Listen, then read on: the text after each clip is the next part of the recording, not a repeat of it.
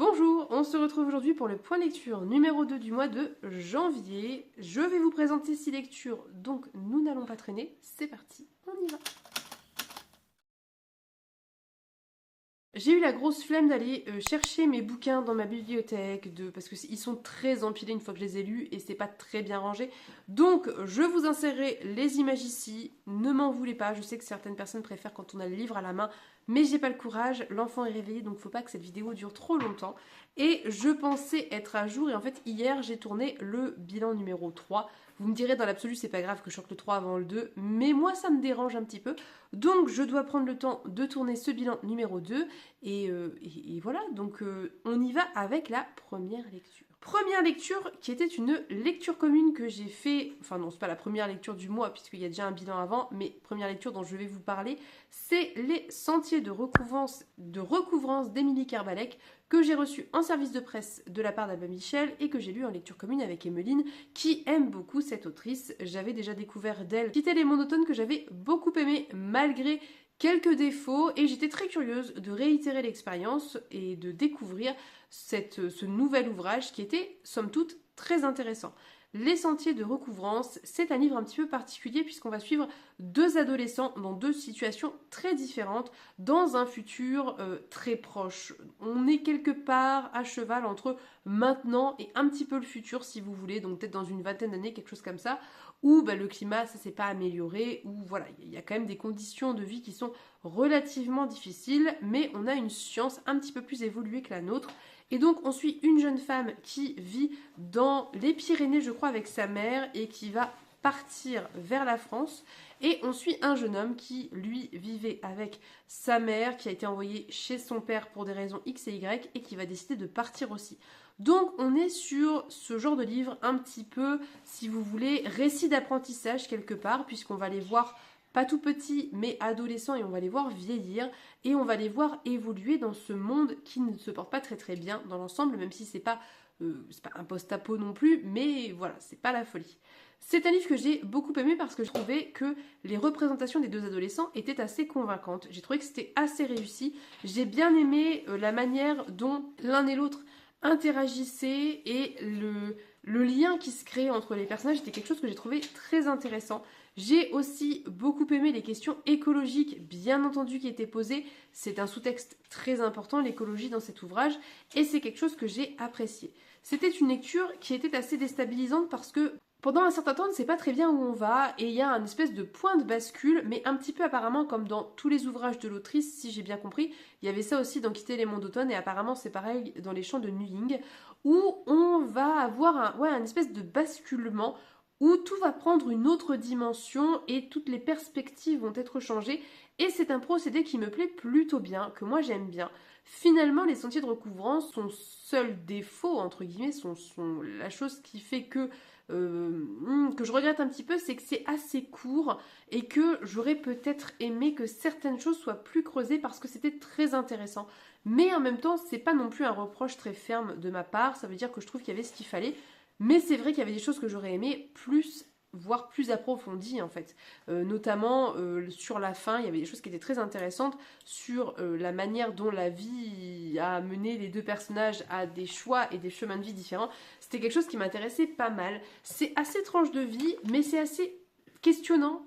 Je sais pas si on peut dire ça, il y a quand même une interrogation derrière qui était assez intéressante et c'était une lecture qui avait quelque chose d'assez doux finalement malgré certains événements.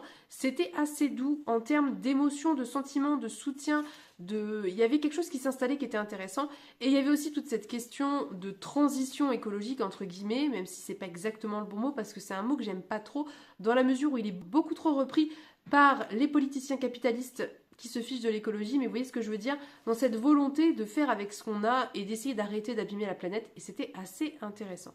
Bref, une très chouette lecture que j'ai appréciée, qui avait des très bons points forts et qui finalement avait pour seul défaut d'être peut-être un petit peu court et du coup de pas assez creuser certaines thématiques. Lecture suivante qui était une franche réussite, c'était Narcogénèse d'Anne Fakouri. J'en ai beaucoup parlé, je vais essayer d'être assez concise et vous renvoyer éventuellement au vlog dédié, qui n'est pas dédié, mais au vlog où j'en parle de manière beaucoup plus approfondie. Narcogénèse est un thriller fantastique où on suit une famille qui est assez matriarcale dans la mesure où pas le nom du coup de famille, le nom de famille change nécessairement parce que la tradition française veut ça, mais en tout cas, le pouvoir se passe de mère en fille, la puissance se passe de mère en fille, il y a quelque chose vraiment de très fort de mère en fille qui existe. Et la plupart des garçons meurent assez jeunes dans cette famille. Donc on suit d'une part cette famille qui a clairement des secrets, des choses cachées, des choses inquiétantes, qui mettent un peu mal à l'aise. Et on suit en parallèle des enfants qui disparaissent, qui en fait disparaissent slash ne se réveillent plus en fait, sont dans une espèce de coma. Et l'une des femmes de cette grande famille est infirmière dans le service où on met les personnes dans le coma et elle arrive à interagir avec eux via les rêves, via l'esprit, jusqu'au jour où elle va se rendre compte que quelque chose de pas normal se passe dans les rêves de certains de ses enfants et ça va démarrer une espèce de quête et d'enquête quelque part aussi autour de ça. C'est-à-dire que d'un côté, il y a ce côté très terre-à-terre avec la police qui enquête sur la disparition d'enfants et d'un autre côté, il y a cette espèce d'enquête qui est beaucoup plus mystique où on va chercher à comprendre ce que veut cette espèce de marchand de sable qui hante les rêves des enfants, voire qui tue, qui arrive à tuer via les rêves. C'était une lecture que j'ai beaucoup aimée parce que, au-delà du côté thriller qui a très bien fonctionné pour moi, qui était assez convaincant, j'ai aimé, comme toujours avec Anne Fakhouri, la manière dont elle abordait les thématiques et notamment les thématiques qui ont rapport aux femmes. Je trouve que l'autrice a une plume qui est très spéciale, une patte très particulière qui peut déplaire et je l'entends, mais moi j'adore. Elle est assez rugueuse dans sa manière d'écrire, c'est assez âpre, c'est dur, c'est prosaïque parfois et en même temps c'est beau à d'autres moments. Elle a vraiment une capacité à faire parler les émotions, à faire vivre les émotions et à parler de manière non jugeante et égale, on va dire, de différents personnages et de différents points de vue sur la vie. Pour exemple, et pour être plus clair, on va suivre évidemment pas mal de mères, puisqu'on suit une lignée quand même matriarcale, et toutes ces femmes n'ont pas le même rapport à la maternité. Pour certaines, c'est quelque chose d'important, de nécessaire, qui les accomplit. Pour d'autres, ça va être une plaie, un poids qu'elles refusent. Pour d'autres, ça va être une sorte un petit peu d'indifférence. Enfin, il y a vraiment plein de points de vue différents sur la maternité, et c'est quelque chose que j'aime avec cette autrice. Elle arrive à faire parler des visions de vie différentes, des manières d'envisager la vie différentes. Et il y a toujours des thématiques assez engagées dans ces bouquins, que ce soit autour de la maternité, que ce soit autour de la maladie, que ce soit autour, ici, par exemple, c'est évoqué de l'avortement, de l'IVG, du fait de prendre le contrôle de sa vie, aussi du pouvoir des hommes sur les femmes. C'est des bouquins assez engagés avec Anne Fakhouri. J'aime ça et j'ai aimé ce contexte de thriller fantastique qui fonctionnait très bien, qui était très intéressant, qui avait ce petit côté un peu sorcière, un petit peu, on n'était pas trop dans les fées pour une fois, on était plus dans le côté sorcière des choses et c'est quelque chose que j'ai apprécié. Je suis envoûtée par son écriture, je suis envoûtée par sa manière de parler de l'humain, des humains et des femmes et je continuerai avec grand plaisir à découvrir cette autre lecture suivante. Et pareil, je ne vais pas trop en parler parce que c'est un tome 3 et donc c'est une saga terminée. C'était Magic Charlie d'Audrey Alouette. Vous n'êtes pas sans savoir que j'ai absolument adoré cette trilogie. Si vous ne le saviez pas maintenant, vous le savez, j'ai adoré Magic Charlie de bout en bout. Magic Charlie pour moi, c'est un très très très très bon livre jeunesse. C'est un très bon livre engagé. Pas de manière forcément très explicite, c'est du jeunesse, mais ça existe. Cet engagement, cette remise en question de l'ordre social établi existe dans Magic Charlie et c'est quelque chose que j'ai adoré. Donc Magic Charlie, c'est l'histoire de Charlie qui est un jeune garçon très très lambda, qui a une vie normale au collège. Sa mère est la directrice, donc du coup la principale on dit du collège. Et jusqu'au jour où sa grand-mère qui avait un peu disparu de sa vie revient parce qu'a priori elle a une espèce de maladie qui fait qu'elle perd la mémoire, elle revient dans sa vie et il va découvrir que sa grand-mère est une magicière et que potentiellement lui aussi peut accéder à cette magie. À partir de là, beaucoup de choses vont se passer, énormément de choses et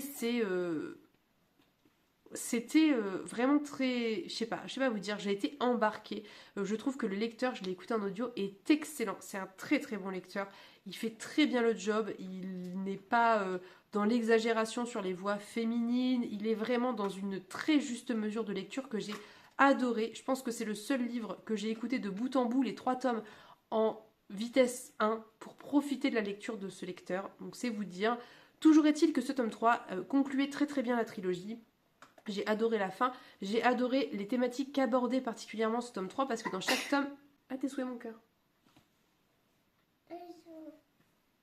Dans chaque tome, on aborde des thématiques plus ou moins spécifiques et ce troisième volume abordé de manière un petit peu détournée, de manière assez subtile et accessible à un public jeunesse, et c'est pas le cœur de l'histoire, mais aborder la notion de consentement et de ce qu'on peut ressentir quand quelqu'un ne respecte pas notre consentement, notamment physique. Et c'était le cas avec un personnage qui, à travers une métaphore très subtile autour de son grimoire, voilà, a été agressé, a vécu une agression et est dans quelque chose de très négatif par rapport à elle-même, c'est-à-dire un malaise par rapport à elle-même, à ne plus savoir si elle doit dire oui, si elle doit dire non, enfin voilà, il y a vraiment une vraie thématique qui est abordée, qui est très très importante pour un public jeunesse, qui en plus est abordée de manière très subtile et intelligente. Je trouve que l'autrice est très forte pour ça. Le tome précédent abordait beaucoup plus des questions autour des forces de l'ordre et de la justice, et ici d'ailleurs la justice est aussi abordée. Donc il y a vraiment une vraie histoire avec plein de choses qui se passent, avec un côté très magique, très envoûtant, avec voilà, typiquement cette saveur exceptionnelle qu'on aime dans le middle grade, avec voilà, des bonbons enchantés, des trucs qui sont très plaisants, et en même temps il y a cette gravité en sous-texte et ces thématiques très importantes que j'ai adoré. J'ai adoré Magic Charlie, j'ai adoré le personnage de Charlie, qui pour moi représente tout ce qu'on aurait aimé connaître quand on avait 14 ans, c'est-à-dire un camarade sincère, qui est à l'écoute, qui est respectueux. C'est vraiment la personne qu'on aurait aimé fréquenter au collège, mais que malheureusement, nous n'avions pas, en tout cas moi, je n'avais pas de Charlie dans mon collège, et c'est bien dommage. Bref, je vous recommande Magic Charlie si vous aimez les lectures jeunesse, si vous aimez les lectures engagées avec un vrai sous-texte. Je pense que ça peut totalement vous plaire. Donc, en janvier, j'ai lu le tome 2 des récits du demi-loup, qui était donc les Terres de l'Est. J'ai repris la lecture de Chloé Chevalier et j'en étais ravie puisque j'avais très envie de continuer. J'ai trouvé que ce tome 2 était un petit peu peut-être lent. J'ai eu la sensation que l'autrice mettait beaucoup de choses en place pour la suite et que c'était... voilà, c'était pas aussi... Ça m'a pas autant emporté que le premier volume. Ça m'a clairement beaucoup moins emporté que le troisième, que j'ai adoré puisque j'ai lu le troisième début février. C'était quand même très chouette, c'était très intéressant, mais en fait il m'a manqué ce truc qui existait beaucoup dans le tome 1 et qui existe beaucoup dans le tome 3, c'est la pluralité des points de vue, c'est-à-dire vraiment cette sensation qu'on suit des personnages avec des visions du monde très différentes et du coup ce truc très particulier qui existe chez Chloé Chevalier où vous voyez un personnage, vous suivez un personnage, vous apprenez à l'apprécier ou ne pas l'apprécier et on va changer de point de vue et l'autre personne dont on va suivre le point de vue va totalement révolutionner votre manière de voir ce dit personnage et c'est quelque chose que j'aime avec Chloé Chevalier. Elle maîtrise pour moi à la perfection la narration, surtout le roman choral et c'est quelque chose qui est très difficile à faire, qui est pas toujours très réussi et qu'elle fait très bien et ça manquait un petit peu dans ce tome 2, c'est-à-dire que le tome 2 vraiment installe beaucoup de choses, va mettre en place une espèce de background pour la suite et pour comprendre la suite. Elle met en place tout ça, elle met en place aussi des réponses sur un passé beaucoup plus lointain de certains personnages qui expliquent des choses qui se sont passées dans le tome 1 et qui vont sûrement se passer dans la suite, mais du coup c'est vrai que c'était un peu plus longué. J'étais un peu moins embarquée. Ça reste une très chouette lecture, c'était nécessaire, je pense que c'était nécessaire pour la suite, et je vous dis, j'ai lu le tome 3, sans trop vous spoiler, que j'ai adoré. C'est pour moi une très bonne saga francophone que je vous recommande. En janvier, j'ai lu Les Chasseurs de prophéties de Geoffrey Legrand, qui était une très bonne lecture que j'ai reçue en service de presse de la part du Héron d'Argent, que j'ai beaucoup aimé et qui m'a vraiment étonnée et surprise, et c'était très chouette. Le pitch de base des Chasseurs de prophéties, c'est qu'en gros, on va suivre un personnage qui s'appelle Telmozan. Et vous voyez, j'ai retenu son prénom, chose qui n'arrive jamais. Donc on suit Telmozan, ou Telmozan, comme vous voulez, on va dire Telmozan, qui fait partie de la guilde des... Je ne sais plus le nom, tellement de guildes dans mon esprit. Qui fait partie d'une guilde qui a pour fonction de rendre possible des prophéties, c'est-à-dire de réaliser concrètement, manuellement et de manière parfaitement grosse arnaque, hein, des prophéties. Donc il est embauché, il est payé, la guilde est payée par des gens de pouvoir, des religieux, des politiciens, pour réaliser certaines prophéties à certains moments parce que ça les arrange pour se faire élire ou que sais-je, vous voyez l'idée. Telmozan, au début du volume qui nous intéresse, va se lancer dans la réalisation d'une prophétie extrêmement complexe et qui semble impossible à mettre en place parce qu'une certaine déesse qui s'appelle Damkina doit sortir de l'eau et doit venir sur Terre pour rencontrer les humains et suite à ça doit choisir l'héritier du royaume. Donc on est sur une grosse prophétie et il va s'atteler à la tâche. Et c'est ça que l'on va suivre dans ce bouquin.